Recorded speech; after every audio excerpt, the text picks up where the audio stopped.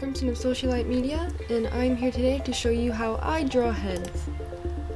Basically, it's just going to show you my setup. What I've done is taken a pre-recording of some of my drawing processes, and I'm going to show you how I do it. So, here we go.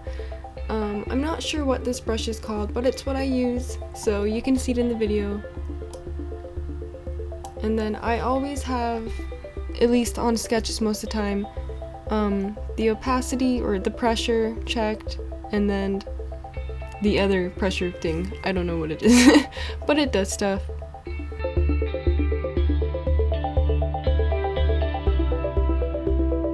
I have a few layers set up here to show you that I go through different sketching processes. And I'm starting here with the circle, and then I'm drawing a cross through it. This is basically just the standard thing that people always start with.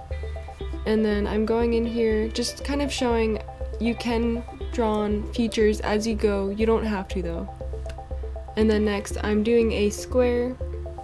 This is gonna define the face that comes down, and then drawing a triangle to come down off the square to represent a chin.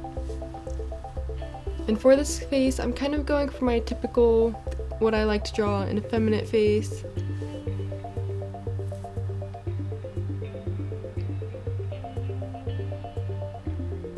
And you can see that coming here, just kind of etching away, adding more features as I go. I'm gonna get into bringing down the cross. I'm erasing things as I go, just defining things. And now here, you're gonna want to always keep a line to represent where the eyes will go, and optional where the nose and mouth is gonna go, and then the hairline. But it will help keep you proportioned. So it's definitely a good thing to do, especially when you're starting. And here I'm doing these lines to represent a jaw contour. And I find it really helps when you're starting out. And then as you see, as I go, I kind of add in different features like the nose, just like a very soft outline to help me decide where I'm gonna put things. And I'm defining the jawbone more. And now here I'm putting in kind of reverse jaw lines, and it's gonna define the temple, and it's gonna help bring out that cheekbone, and figure out what kind of shape you're gonna go for. One thing I like to do in my art is to do heart-shaped faces, and so that usually has a prominent chin.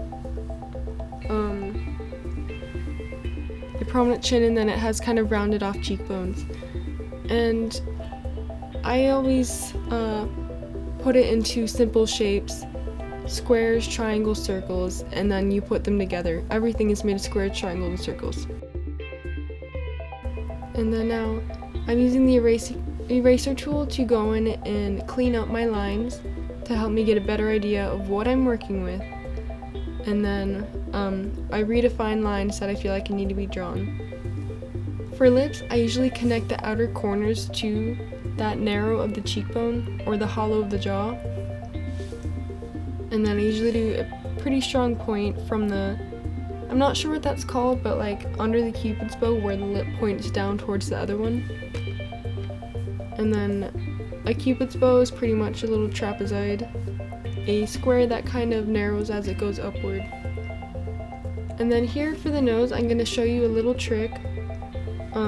First, I'm going to draw kind of my idea for where I want it. And see here, noses can be broken down very easily. You can start by drawing a diamond shape, and then adding the lines to the diamond to represent its dimensions.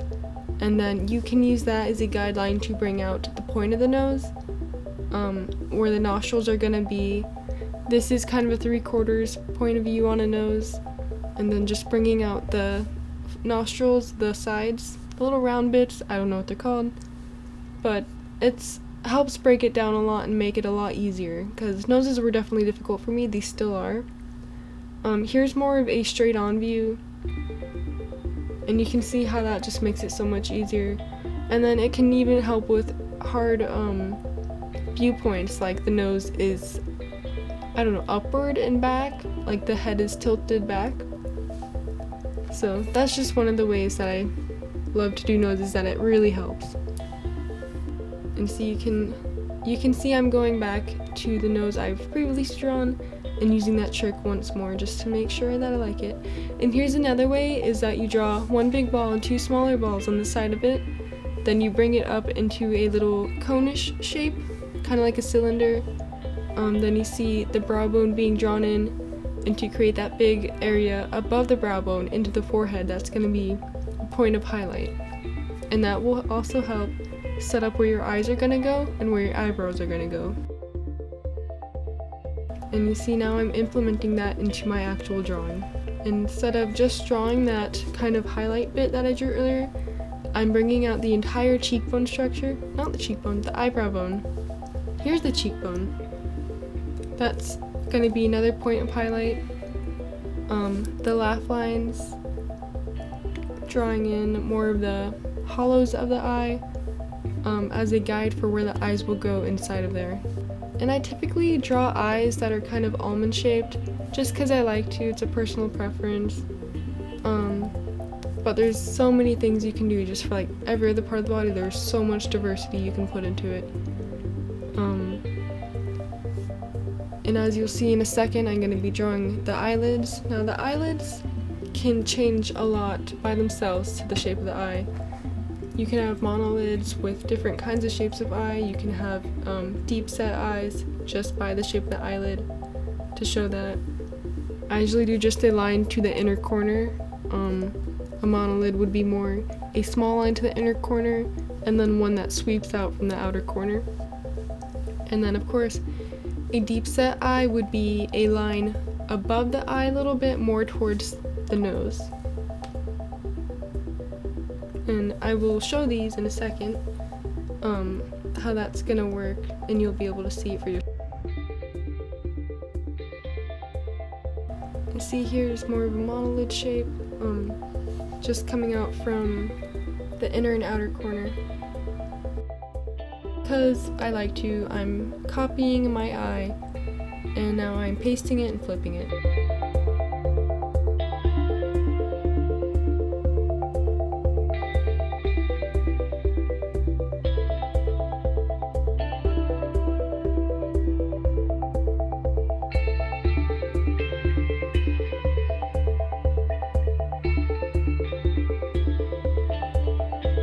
And now I'm drawing in eyebrows.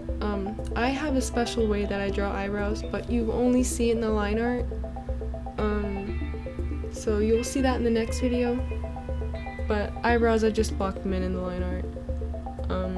Eyebrows also say a lot about a character. Thicker eyebrows tend to be more masculine, but they can also be representing a younger person or someone who's innocent. And you see I erase a ton of stuff and then kind of restart as I go, or change shape to be more suited to what I feel like drawing. And you can see I've definitely rounded off the cheeks a lot more. Kind of just made it even more feminine. And I'm playing with some hair ideas, hair going up and backwards, some bangs coming out right here. And I decided to go with a bob style. I like bobs, I like drawing them, they're fun to draw. And just blocking in a little bit of a square shape around the face. A bob is like, you can't go wrong with it because it's gonna frame the face and make the character's face stand out more. And I usually draw necks pretty narrow. This is definitely gonna be if you want to draw more realistic or more anime-ish or more comic booky, whatever you want to do.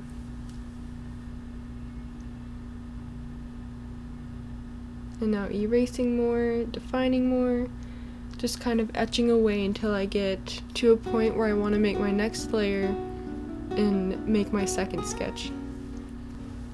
And I tend to draw things too small, so I always scaled my sketches up and before I do my line art, because you don't want to be changing the size of your line art and your colors once you've put it all in all the time, because it can make them look a little bit distorted.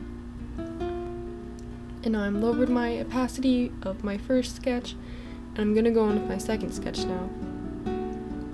The three colors, I usually use 3 colors for sketches because I usually do 3 layers. I use green, blue, and red, just because I like to. I think they make good sketch colors because they're easy to see layered over each other.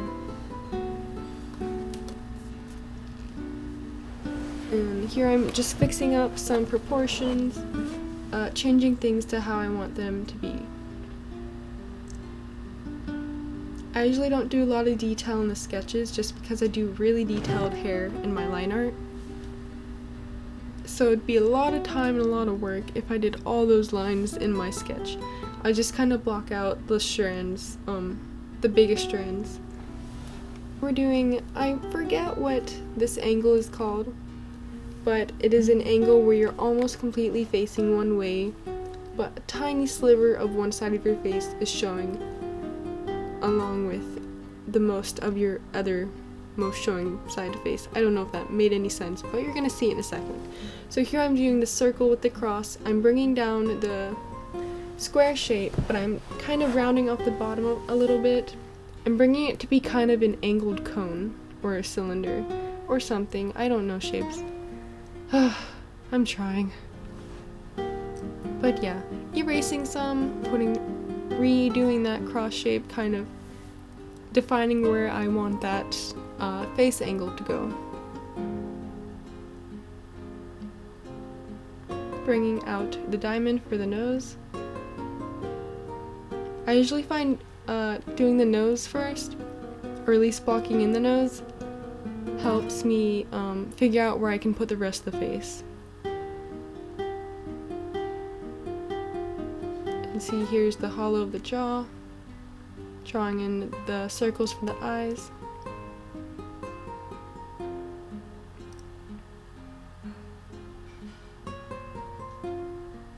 Just a very simple blocked in very messy sketch. But you don't need to worry about it too much. It's the first sketch layer. We're going to move on to a cleaner second sketch.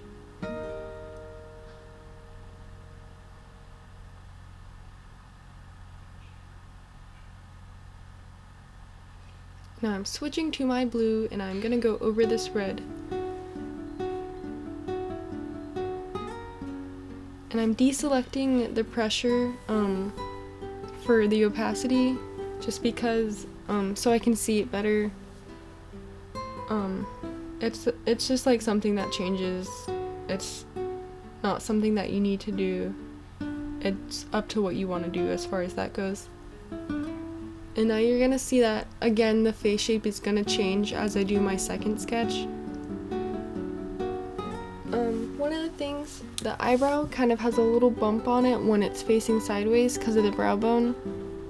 And the cheek as well is going to come out as a little bump around the nose and the eye.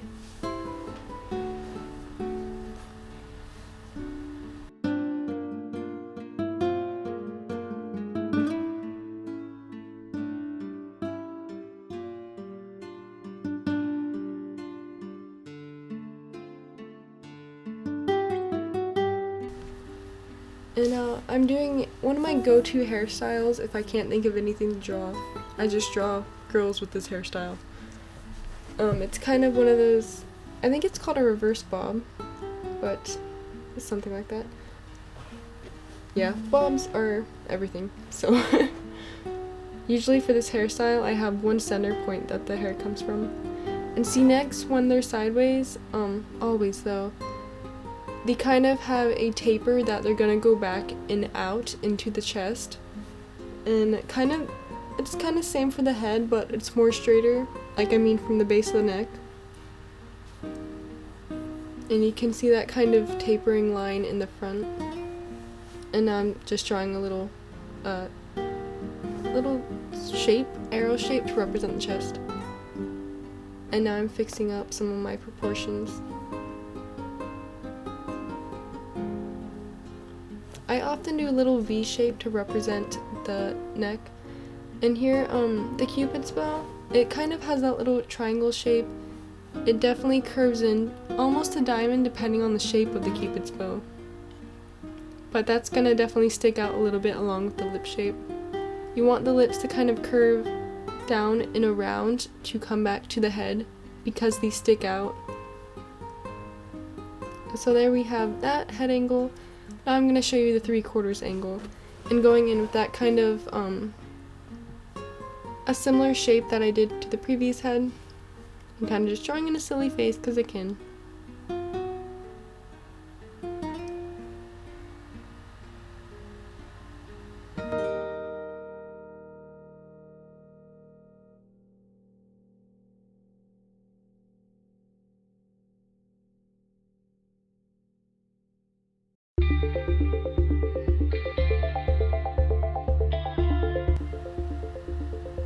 And see, the lips are kind of going to do similar thing as the previous angle, but not as extreme. And here I'm just stretching the head a bit, trying to make it a little more proportion. The angle of the chin is gonna come out and stick out a little bit, and then it's gonna have a little curve and come up and around. And the ear is always gonna be located. The top part is about even with your eye, and then the bottom part is about even with your nose. Your earlobe is gonna be about even to your nose. And there's many ways you can draw ears. You can do detached earlobes, attached earlobes. They can be pointed, they can be kind of squarish in a way. I'm not sure how you describe that, but as you can see, I'm doing that a little bit here. This is usually how I draw ears. But just for the sake, I'm going to show you a typical how ears are drawn shape.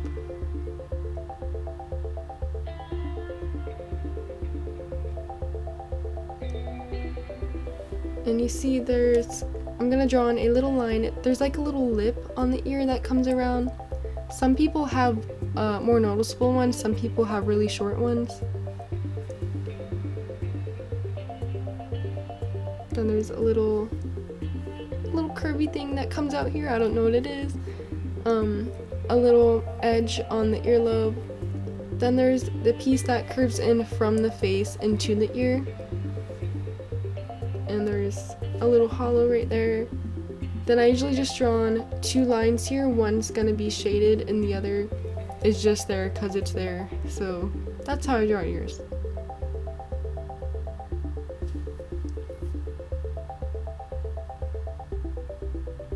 And because apparently I wasn't happy, I'm redrawing this, and you'll now see a cleaner version of that. So drawing that lip of the ear and that little bit that sticks out from the face.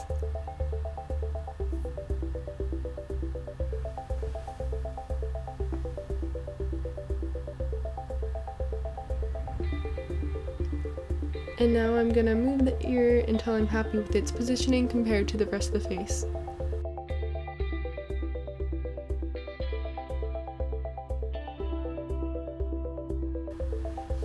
And the neck is always going to come out from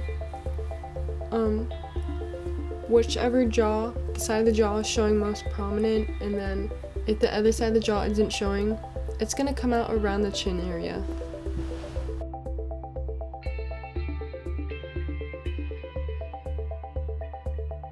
This is kind of a typical of how I draw hair back.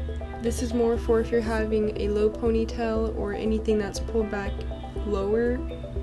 It kind of sweeps to the side and back. And here's if you have your hair pulled in 2 parts like pigtails or hair buns. That's my favorite way to draw hair, is pulled into buns. And now I'm gonna go in with green and make another sketch layer over this. I'm going in with a thinner brush this time. You can see what size it is there on the screen. And I think it fixed quite a bit of the anatomy errors on this sketch layer. Definitely make the hair a lot poofier. And the forehead a little bit. Playing around and defining some different facial features. Give her a little bit of a cleft chin. So there we go. That was how I draw heads. Thank you so much for watching. This has been Crimson of Socialite Media. I will see you in the next video.